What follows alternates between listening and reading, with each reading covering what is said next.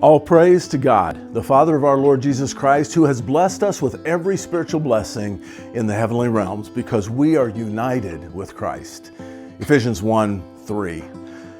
Brothers and sisters, here we are, the last day of 2025. So how have you been blessed over the past 12 months? Do you remember all the way back to the beginning of January, that first Sunday when Dennis announced that our focus for the year at Northland Mission Church was going to be the theme, Blessed to be a Blessing?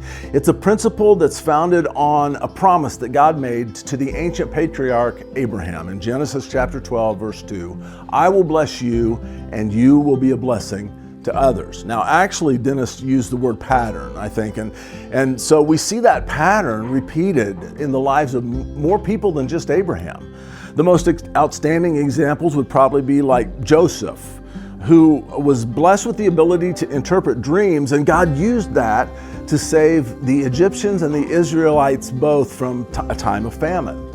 Or there was Moses, saved by an Egyptian princess so that God could use him to liberate the Israelites from slavery. Or King David. There was that situation with Goliath when he was a kid, but then he grew up to be a great king who expanded the power and the freedom of Israel as a nation far beyond anyone's capacity to expect. The pattern, though, isn't limited to just those examples. I think it's woven into the way that God works in all of these people's lives. Even you and me.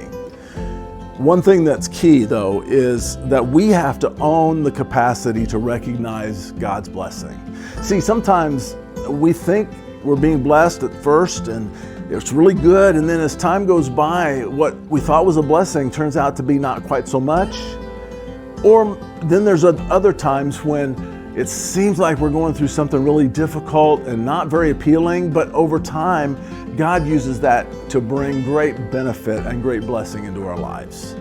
So let's launch into 2026 with a commitment to develop the capacity to see God's blessing. And as we do, I'm confident that we're going to have a greater capacity also to see the way God may be wanting to work through our lives in the lives of other people as a blessing. Dear God, I'm very thankful for this surprising way that you work, and I ask you to give us greater vision to see your hand in our lives.